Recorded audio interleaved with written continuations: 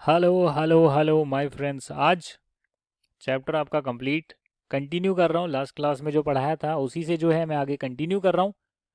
पर सेशन को ब्रेक कर दिया था ताकि ज़्यादा बड़ा वीडियो ना हो, ज़्यादा बड़ी क्लास ना हो। जो लास्ट पॉइंट आपका कहता है other points, other provisions governing investor education protection fund, उसमें क्या बातें लिखी है? उसमें जो बातें लिखी है वो बहुत सिंपल सी है। पहली बात कहती है कि जो कंस्टिट्यूशन है अथॉरिटी की फॉर एडमिनिस्ट्रेशन ऑफ फंड वो कर सकता है मिनिस्ट्री ऑफ कॉरपोरेट अफेयर्स। और उसमें जो है मिनिस्ट्री ऑफ कॉरपोरेट अफेयर्स ने इस अथॉरिटी का गठन किया है, constituted for the administration and maintenance of accounts as well as other relevant records of the fund. Further, investor education protection fund की जो अथॉरिटी है उसमें जो है अपॉइंटमेंट करा जाएगा चेयरपर्सन और मेंबर का। उसमें जो है मीटिंग्स होगी, जैसे कि बोर्ड की मीटिंग होती है वैसे इस अथॉरिटी की मीटिंग होगी। प्रोविजंस जो हैं फॉर ऑफिसर्स एंड ऑफिसर्स जो है वो रूल्स में दे रखे हैं। फर्दर, जो investor education protection fund authority है इसके लिए इसके रूल्स की एक नोटिफिकेशन आई है। और उस रूल्स में जो है बातें लिखी हुई है कि जो आपके मिनिस्ट्री ऑफ कॉरपोरेट अफेयर्स का, या लिखा होगा सेक्रेटरी होगा मिनिस्ट्री ऑफ कॉरपोरेट अफेयर्स का, वो इस पर्टिकुलर अथॉरिटी का एक्स ऑफिशियो चेयरपर्सन हो जाएगा। एक्स ऑफिशियो का मतलब कि एक बंदा जो किसी और ऑफिस को हेल्ड करके रखता है, जैसे कि सेक्रेटरी है मिनिस्ट्री ऑफ कॉरपोरेट अफेयर्स का, सेक्रेटरी है इस particular ministry of corporate affair का, उस वजह से इसे हम जो है चेयरपर्सन बना देंगे, अथॉरिटी का चेयरपर्सन बना देंगे। तो इसलिए बोल दिया ex officio chairperson. And in addition to that कम से कम 6 मेंबर जो हैं इसमें होंगे और मैक्सिमम 7 मेंबर हो सकते हैं।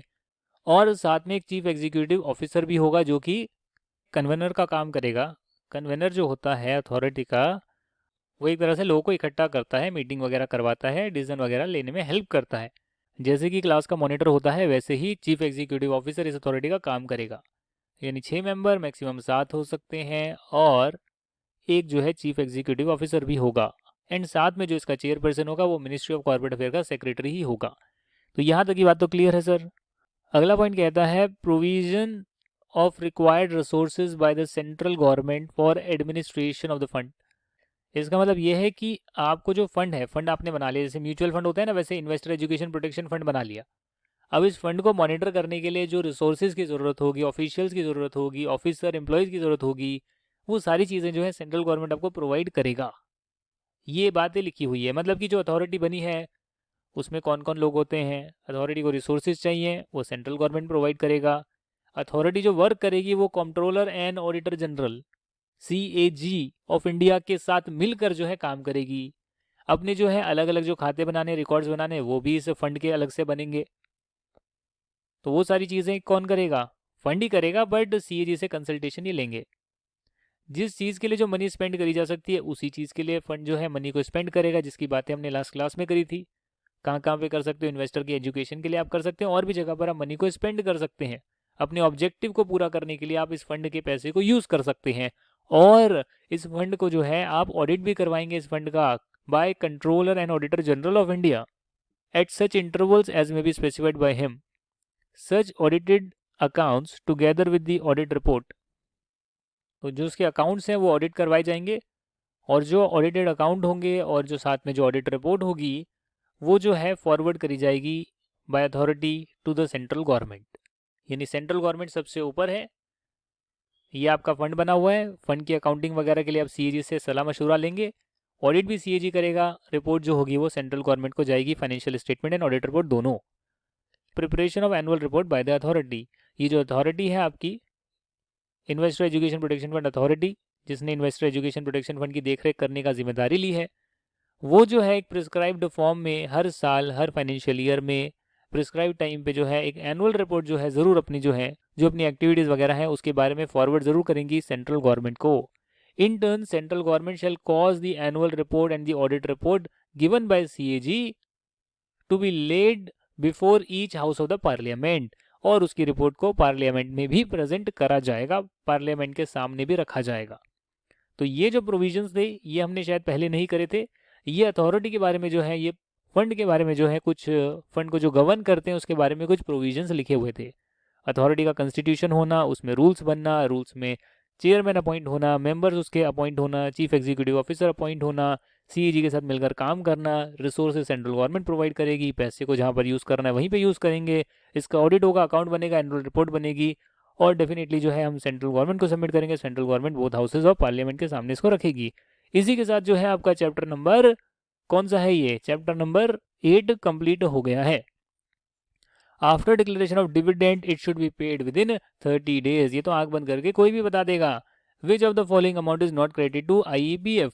बताइए बताइए। Profit on sale of asset, भैया आपका जो अनपेड डिविडेंड है वो तो जाएगा 7 साल के बाद, मैच्योर डिपॉजिट हो गई, मैच्योर डिवेंचर्स हो गए, 7 साल बीत गए, अनक्लेम्ड रह गया, आप ट्रांसफर करेंगे। But profit on sale of asset ये थोड़ी ना जाएगा सर, ये नहीं जाएगा। हाउ मेनी डेज में आपका जो है इंटरिम डिविडेंड जो है डिपॉजिट हो जाना चाहिए सेपरेट बैंक अकाउंट में? 7 दिन में, 5 दिन में सर, 5 दिन में। ये हमने बहुत पहले किया था, फर्स्ट डे किया था। After the expiry of dash dash 7 साल सर, 7 साल बाद जो है आप इन्वेस्टर एजुकेशन प्रोटेक्शन फंड में पैसा डालते हैं। Amount to be transfer to reserve out of profit before any declaration of dividend is at the description of the company. आप डिविडेंड देने से पहले जितना अमाउंट डालना चाहें आप डालें, नहीं डालना चाहें मत डालें, आपकी मर्जी है। If the declared dividend has not been paid or the warrant in respect thereof has not been posted within 30 days from the date of declaration to any entitled shareholder, the company shall be liable to pay simple interest at the rate of 18%। जरा देख लें, जो बातें हमने करी उसी के MCQ दे रखे हैं। डी है, जी हाँ डी है, डी है, जी हाँ डी है, सी ए सी सी है। उल्टा चलते हैं जरा, सी ए सी और सी, यानी सारे ऑप्शन हमने सही करे हैं, आंसर अभी देख लिए हैं। अब जो है इसके जो है डिस्क्रिप्टिव क्वेश्चंस को जरा देखेंगे। इसके जो डिस्क्रिप्टिव क्वेश्चन है, क्वेश्चन नंबर 1, वो क्या कहता है भैया? एजीएम जो है एबीसी बेकर्स लिमिटेड की वो 30 मई 2019 को हुई थी, जिसमें उन्होंने डिविडेंड को डिक्लेयर करा था 30% रेट पर, जो कि paid up equity share capital के ऊपर जो है पे किया जाएगा, ऐसा बोर्ड ऑफ डायरेक्टर्स ने रिकमेंड किया था। तो ये एक बात हो गई। उसके बाद की बात लिखी है, however the company was unable to post the dividend warrant to Mr Ranjan an equity share holder up to 25 July 2019। Mr Ranjan filed a suit against the company for the payment of dividend along with interest at the rate of 20%। कहते हैं आपने default कर दिया। अरे यार 30 मई को पे होना था, तो पहले आपको देना चाहिए ना, इसके 30 दिन में, जून में दे देना चाहिए। आपने जुलाई तक आप ले गए, आपने पोस्ट ही नहीं करा, और पोस्ट नहीं करा तो इसका मतलब पहुंचेगा भी नहीं, यानी आपने डिफॉल्ट कर दिया है। इस केस में क्या होगा पूछा गया है, क्या मिस्टर रंजन सक्सीड होंगे, नहीं होंगे? डायरेक्टर की लाइबिलिटी क्या होगी, पनिशमेंट क्या होगी, बताइए सर आप। सेक्शन 127 जो है दोस्तों वो पनिशमेंट का सेक्शन है, जिसमें लिखा है कि अगर आप पे नहीं करेंगे 30 डेज में तो उसके केस में क्या होगा, डायरेक्टर्स को 2 साल की जेल हो सकती है और फाइन लग सकता है 1000 रुपये प्रतिदिन तक का, जब तक डिफॉल्ट कंटिन्यू रहता है, जब तक डिफॉल्ट कंटिन्यू रहता है। और साथ में कंपनी को भी जो है इंटरेस्ट 18% का देना पड़ सकता है। हाँ, मिस्टर रंजन जो है उन्हें डेफिनेटली इंटरेस्ट मिलेगा, पर 20% का नहीं सर, 18% का मिलेगा। प्रोविजंस पता है तो क्या है, आंसर को क्या लिखना है, आपने स्टार्ट आंसर कैसे करना है कि यार ये सेक्शन 127 में क्या बातें लिखी है, अगर याद है तो उसको लिख दिया, और लिख दिया तो फिर बता दिया कि आंसर में क्या होना चाहिए। हर आंसर में आपको यही करना है। क्वेश्चन 2 कहता है, board of directors of Future Fashions Limited at its meeting recommended a dividend on its paid up share capital, which was later on approved by the shareholders at the annual general meeting. In the meantime, the directors at another meeting of the board decided by passing a board resolution to divert the total dividend to be paid to the shareholders for purchase of certain short-term investments in the name of the company. As a result, dividend was paid to the shareholder after 45 days। मतलब नहीं समझे sir हम। Directors ने क्या कहा, पहले आपने जो है रिकमेंड करा dividend, paid up share equity capital पे जो है देना था, अप्रूव किया शेयर होल्डर्स ने। In the mean time directors ने एक और मीटिंग बुलाई बोर्ड की और एक बोर्ड रेजोल्यूशन पास किया कि हम डाइवर्ट करेंगे total dividend to be paid to the share holder for purchase of certain short term investment in the name of the company. Dividend के पैसे को आप शॉर्ट टर्म इन्वेस्टमेंट में यूज कर रहे हैं, उसकी वजह से डिविडेंड जो है आपने शेयर होल्डर्स को लेट पे किया है। गड़बड़ हो गई ना सर। सेक्शन 124 में क्लियरली लिखा है कि डिविडेंड जो है अगर वो 30 दिन में पे नहीं होगा तो 7 दिन के विदिन उसके अगले 7 दिन में आपको अनपेड डिविडेंड अकाउंट में पैसा डालना पड़ेगा। यहां पर उन्होंने अनपेड डिविडेंड अकाउंट में भी पैसा नहीं डाला होगा। और जहां पर डिविडेंड डिक्लेयर तो करा बट पे नहीं करा कंपनी ने, तो वहां पर जो डायरेक्टर होंगे उन पर भी जो है पनिशमेंट लगेगी सर, उन पे भी जो है पनिशमेंट लगेगी। यहाँ इस प्रेजेंट केस में क्या हुआ है आइए देखें। इस प्रेजेंट केस में बोर्ड ऑफ डायरेक्टर ने मीटिंग करी और इन्होंने जो है उस फंड को जो है डाइवर्ट कर दिया कहीं और पर, जिस वजह से शेयर होल्डर्स को 45 डेज के बाद जो है डिविडेंड मिलता है। कंपनी को जो है 30 दिन पूरे होने के बाद 7 दिन के विद इन डिविडेंड के अमाउंट को अनपेड डिविडेंड अकाउंट में डालना चाहिए, पहली बात। दूसरी बात, बोर्ड ऑफ डायरेक्टर ने जो है डेफिनेटली 30 दिन में पेमेंट नहीं करी है तो फिर उन्हें भी जो है 2 साल तक की जो है जेल हो सकती है, 1000 रुपये प्रति दिन तक का फाइन हो सकता है, और जो कंपनी है उसे 18% पर इंटरेस्ट देना पड़ेगा। तो ये सारी कॉन्सिक्वेंसेज हैं, ये सारी कॉन्सिक्वेंसेज हैं। यहाँ पर क्वेश्चन में गिवन नहीं है कि उन्होंने क्या अनपेड डिविडेंड अकाउंट में पैसा डाला या नहीं डाला, ये गिवन नहीं है। सिर्फ ये गिवन है कि 45 डेज के बाद पे करा है, तो पे 45 डेज के बाद हुआ है, बट क्या 30 दिन में अगर पेमेंट नहीं होती तो अनपेड डिविडेंड में डाला था? तो हम कहेंगे डाल दो, हम बताएंगे कि डाल दो, और साथ में जो है 18% का इंटरेस्ट भी उस पर दो, और साथ में डायरेक्टर पर लाइबिलिटी भी आ सकती है, 2 साल की जेल या 1000 रुपये प्रतिदिन का फाइन भी आ सकता है, वो भी बताओ। तो हमने तो सारे कॉन्सिक्वेंसेज बता दिए कि एक्ट क्या बोलता है, आपने क्या किया है, तो उस हिसाब से क्या होना चाहिए। अब आंसर को लिखने का फॉर्मेट क्या है, आप यहाँ नॉर्मली लिख सकते थे कि सेक्शन में क्या बात लिखी है, करंट सिचुएशन में डायरेक्टर ने क्या बोला है, इसलिए जो है ये कंसिक्वेंसेज होंगे, तो आंसर को फ्रेम करा जा सकता है। यानी एक्ट की बात तो लिखनी ही लिखनी है, क्वेश्चन जो पूछा है उसका डायरेक्ट आंसर उसके बाद देना ही देना है। और अगर आप इसको रिफ्रेम करना चाहें कि अच्छा ये एक्ट में लिखा है, ये चीजें हुई है और ये कंसिक्वेंसेज होगी, ये आपका कंक्लूजन है, तो ऐसे कर कर भी आप आंसर को फ्रेम कर सकते हैं। क्वेश्चन नंबर 3 है, referring to the provision of companies act examine the validity of the following. Board of directors जो हैं एबीसी ट्रैक्टर्स लिमिटेड के proposes to declare dividend at the rate of 20% to the equity shares despite the fact the company has defaulted in repayment of public deposit. मैं आपको पहले ही बता चुका हूं कि अगर कंपनी ने पब्लिक डिपॉजिट का पैसा नहीं दिया है, उस केस में कंपनी पर प्रोहिबिशन लगा हुआ है कि कंपनी डिविडेंड को डिक्लेयर नहीं कर सकती है। सेक्शन 8 कंपनी भी डिविडेंड को डिक्लेयर नहीं कर सकती है। यहाँ बोर्ड ऑफ डायरेक्टर ने जो है 20% का डिविडेंड डिक्लेयर कर दिया है, इंस्पाइट ऑफ द फैक्ट कि कंपनी ने जो है डिफॉल्ट किया है रीपेमेंट में। इस केस में इन्होंने जो है उल्लंघन तो किया है, उल्लंघन करा है, और उनका जो डिक्लेरेशन है डिविडेंड का वो बिल्कुल भी वैलिड नहीं है, नॉट वैलिड। अब इस केस में क्या पेनल्टी होगी वो कुछ दे नहीं रखा है, बस लिखा हुआ है नॉट वैलिड, तो नॉट वैलिड है भैया, कर ही नहीं सकते आप। जो चीज़ कर ही नहीं सकते वो आपने कैसे कर दी। क्वेश्चन 4 कहता है star computers limited declared and paid dividend in time to all the equity holders for the financial year 18, 19, 19, 20, जो भी लेना चाहे, 2021 जो भी लेना चाहे ले लो आप, except the following two cases. सबको पे करा, सब कुछ अच्छा करा, बट मिसेज शीला, शीला की जवानी, बट ये शीला भट्ट है भैया, Mrs Sheela Bhatt holding 250 shares had mandated the company to directly deposit the dividend amount in her bank account. कंपनी ने अकॉर्डिंगली जो है डिविडेंड को रेमिट करा, बट बैंक ने रिटर्न कर दिया payment on the ground that there was a difference in surname of the payee in the bank records. आपके रिकॉर्ड में कोई और नाम है जिससे आप ट्रांसफर कर रहे हैं, बैंक अकाउंट में सरनेम कुछ और है, हम नहीं लेंगे पैसे। The company did not inform Mrs Sheela Bhatt about this discrepancy. ये कंपनी ने बहुत बड़ा घोर अपराध कर दिया।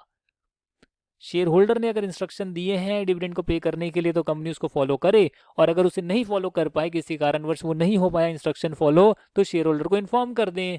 यहाँ इन्होंने इन्फॉर्म नहीं करा। डिविडेंड है 50,000 का was not paid to the successor of late Mr Mohan in view of the court order restraining the payment due to family dispute about the succession. ये इनकी बात सही है भैया, इन्होंने जो 2 पेमेंट नहीं करी उसमें पहले में कुछ गड़बड़ी है, दूसरे में तो कोर्ट ने ऑर्डर दिया है कि भैया जिनकी डेथ हो गई है, लेट लिखा हुआ है, लेट मिस्टर मोहन, उनकी डेथ हो गई है, तो उनका सक्सेसर एक्चुअली में वारिस कौन होगा उस पर डिस्प्यूट चल रहा है। तो जब डिस्प्यूट का फैसला आएगा तो जो एक्चुअली में जो उसका ओनर होगा, हकदार होगा, उसे जो है कंपनी फिर दे सकती है। अभी कंपनी ने नहीं दिया, कोई दिक्कत नहीं है। सेक्शन 127 में जो है पनिशमेंट्स लिखी हुई है, फाइन लिखा हुआ है क्या क्या लगेगा। उसमें एक सिचुएशन ये भी है कि शेयर होल्डर ने अगर डायरेक्शन दिया है तो उसे कंप्लाई करो, और नहीं कर पाते तो उसे कम्युनिकेट करो। यह कम्युनिकेट नहीं करा है। In given situation company has failed to communicate to the share holder Mrs Sheela Bhatt about non compliance over direction regarding the payment of dividend, hence penal provisions under section 127 will be applicable. साथ ही में 127 section ये भी बोलता है कि कोई भी ऑफेंस नहीं होगा अगर ऑपरेशन ऑफ लॉ की वजह से आप लोग जो है डिविडेंड पे नहीं करते। तो यहाँ पर वही बातों को लिख दिया है। In the present case dividend could not be paid because it was not allowed. इस सेकंड वाले केस में अलाउड नहीं था पेमेंट करने के लिए, कोई दिक्कत की बात नहीं है। बाय ऑपरेशन ऑफ लॉ पता नहीं था किसको पेमेंट करनी है, तो इसके लिए जब तक मैटर रिजॉल्व नहीं होता तब तक कोई दिक्कत नहीं है। डायरेक्टर्स की यहाँ पर कोई लाइबिलिटी नहीं आएगी, पहले वाले में आएगी, उन्होंने कम्युनिकेट नहीं किया ना। क्वेश्चन 5 है, अल्फा हर्बल्स सेक्शन 8 कंपनी है, डिविडेंड डिक्लेयर करने का सोच रही है। क्यों सोच रहे हो आप? चैरिटी करने आए हो, प्रॉफिट कमाकर निकालने आए हो? सेक्शन 8 कंपनी डिविडेंड डिक्लेयर नहीं कर सकती है। Mr Chopra is holding 800 equity shares as on date. State whether the act of the company is in accordance with the companies act. है क्या, बताइए आप? सेक्शन 8 कंपनी का चैरिटेबल पर्पस होता है, प्रॉफिट जो है डिस्ट्रीब्यूट करने के लिए यूज नहीं होने चाहिए, उसको अपने ऑब्जेक्ट को प्रमोट करने के लिए यूज करना चाहिए। इस केस में जो है सेक्शन 8 कंपनी है, डिविडेंड डिक्लेयर कर रही है, वो वैलिड नहीं है। Last question, question 6, YZ Medical Instruments Limited is a manufacturing company and has proposed a dividend of 10% for the year 2021। 1890 लिखा है, आप जो है अगला साल ले लीजिए सर, ये पुरानी बुक में लिखा होता है बहुत ज़्यादा, क्या करें? मैंने तो लेटेस्ट बुक ही डाउनलोड करी है 2020 की, यहाँ पर 1920 ईयर लिख दिया तो मैं क्या करूँ, यहाँ पर 1819 ईयर लिख दिया तो मैं क्या करूँ सर? करेंट ईयर के प्रॉफिट से डिविडेंड को डिस्ट्रीब्यूट करने का सोच रहे हैं, इनकी सोच बहुत नेक है। कंपनी ने जो है 910 करोड़ के प्रॉफिट कमाए थे।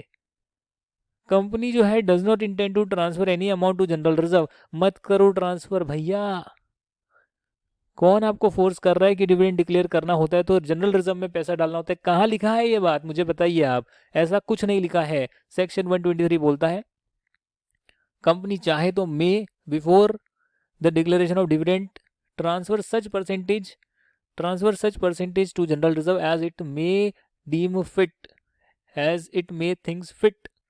तो कर लीजिए सर, कोई दिक्कत नहीं है। उन्होंने प्रॉफिट अर्न करा है, 10% का डिविडेंड प्रपोज कर रहे हैं। It does not intend to transfer any reserve, कोई बात नहीं सर, कोई दिक्कत नहीं है। As per the provision stated above, the amount transfer to reserves out of the profit of the year is at the description of the company. Profit for any year is at the description of the company. और इस case में YZ medical instruments ने बोला कि हम कुछ transfer नहीं करेंगे तो मत करो, लीगली उनको अलाउड है।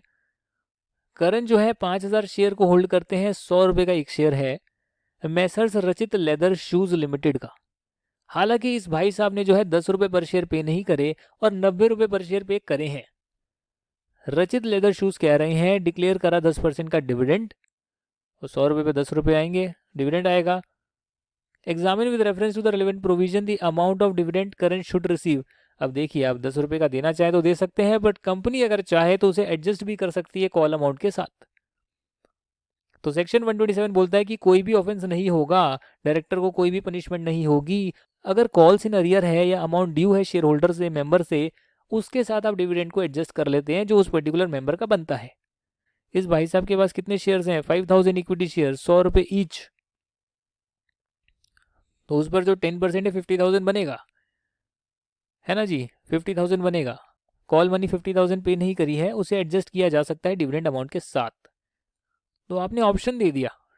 आप ये लिख सकते थे चाहे तो कंपनी इसको पे करती, कोई दिक्कत नहीं है, कंपनी चाहे तो इसे एडजस्ट करती। एडजस्ट करना ज़्यादा बेटर है ना, देने से बेटर है एडजस्ट कर दो। आपने जो है अपना कॉल सिनेरियर नहीं दिया है, बाकी सब लोगों ने तो दे दिया है। अब डिविडेंड बनता है तो ये मैं आपको दूं, आप फिर मुझे अपना कॉल सिनेरियर वापस करें। इससे बढ़िया डायरेक्टली मैं कॉल सिनेरियर के साथ एडजस्ट कर लेती हूँ। कंपनी को बेनिफिट दिया हुआ है और डायरेक्टर को इसमें कोई भी लाइबिलिटी भी नहीं झेलनी पड़ेगी। ये हमने लास्ट क्लास में करा था ना। तो बस आपका हो गया चैप्टर कंप्लीट। अब ऐश करो, आपका नेक्स्ट क्लास में करेंगे चैप्टर नंबर 9, और उसके बाद आपके 2 चैप्टर छोटे छोटे रह जाएंगे, प्रोस्पेक्टस और शेयर्स और डिवेंचर्स का क्या होते हैं, कितने कितने टाइप के होते हैं, वो भी हम देख लेंगे। Thank you very much and bye bye.